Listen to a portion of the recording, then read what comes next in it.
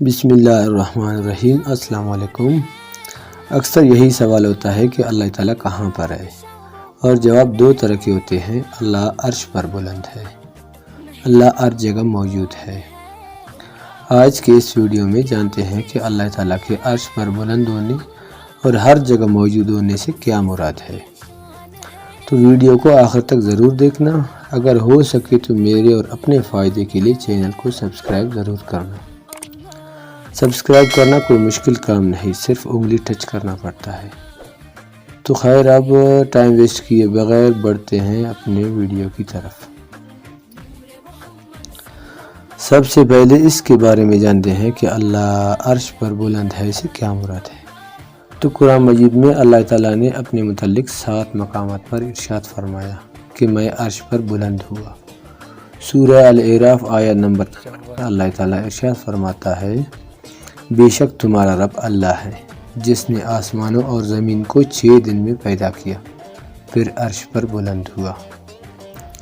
دوسری جگہ سورہ یونس آیت نمبر 3 میں بھی بالکل سیم یہی ارشاد فرمایا ہے۔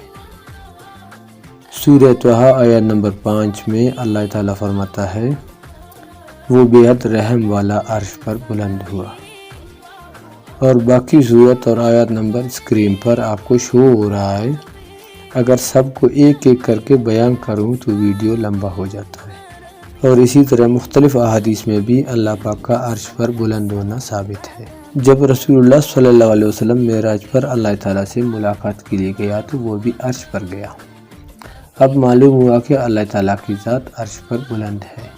اب کچھ لوگوں کے ذہن میں یہی سوال ہوتا ہے کہ جیسے ہم زمین پر رہتے ہیں ایسے اللہ تعالیٰ عرش پر رہتا ہے۔ نہیں، بالکل بھی ایسا نہیں ہے۔ اللہ تعالیٰ خالق ہے اور اس کا عرش مخلوق ہے، کیونکہ عرش کو اللہ تعالیٰ نے پیدا کیا۔ اب سوال یہ پیدا ہوتا ہے، جب عرش تھا ہی نہیں تو اللہ تعالیٰ کہاں پر تھا؟ اللہ تعالیٰ لامکان ہے، عرش پیدا نہیں تھا، اس سے پہلے بھی اللہ پاک تھا۔ اب دوسری بات، اگر یہ کہا جائے اللہ تعالیٰ کی ذات اپنے عرش پر مستوی ہے تو اللہ پاک مکی ہو گیا یعنی رہنے والا، اور عرش مکان ہو گیا یعنی جگہ۔ اب یہ ضابطہ ہے، مکان بڑا ہوتا ہے، مکی چھوٹا ہوتا ہے، اور اگر مکان چھوٹا ہو تو مکین ٹھہر نہیں سکتا۔ تو معلوم ہوا مکان کا مکین سے بڑا ہونا لازمی ہے۔ اگر تو مانتا ہے اللہ تعالیٰ کی ذات صرف عرش پر ہے تو تو نے مکان کو بڑا اور مکین کو چھوٹا کہا۔ اگر مکان بڑا ہے اور مکین چھوٹا ہے تو مجھے اللہ اکبر کا مطلب بھی تو بتا دے۔ اللہ پاک کا عرش پر ہونے کا مطلب یہ ہے کہ کائنات میں جتنے بھی چیزیں، زمین، آسمان، چاند، سورج، جنت، دوزخ، فرشتے، سدرۃ المنتہا، پھر نور کے سمندر، نیز اللہ تعالیٰ کی جتنے بھی پیدا کی ہوئی چیزیں ہیں سب نیچے ہیں۔ اللہ تعالیٰ کا عرش سب سے بلند ہے، اور اللہ پاک اپنے عرش سے بھی بلند ہے۔ امید ہے کہ اللہ پاک کا عرش پر بلند ہونا آپ کو سمجھ آیا ہوگا۔ اب چلتے ہیں دوسرے پوائنٹ کی طرف کہ اللہ تعالیٰ ہر جگہ موجود ہے، اس کا کیا مطلب ہے۔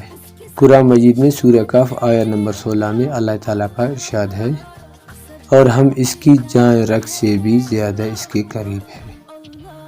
دوسری جگہ ارشاد فرماتا ہے، اے محبوب، جب میرے بندے میرے بارے میں سوال کریں تو آپ کہہ دیجئے کہ میں بہت قریب ہوں۔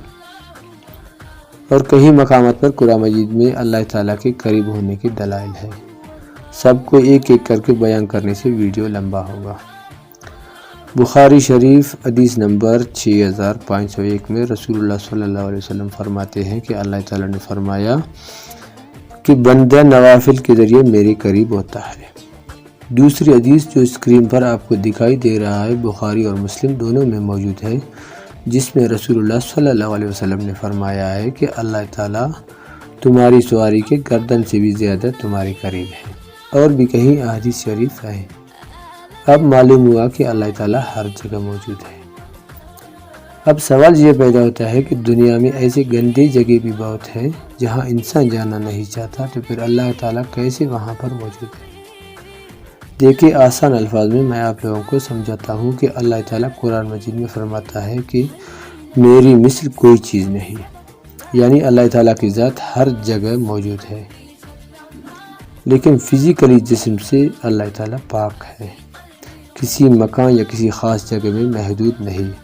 قرآن مجید میں دوسری جگہ اللہ تعالیٰ فرماتا ہے اللہ آسمانوں اور زمین کا نور ہے۔ قرآن و حدیث سے بس ہم یہی نتیجہ اخذ کرتے ہیں کہ اللہ تعالیٰ کی ذات بہت بڑا اور بلند ہے۔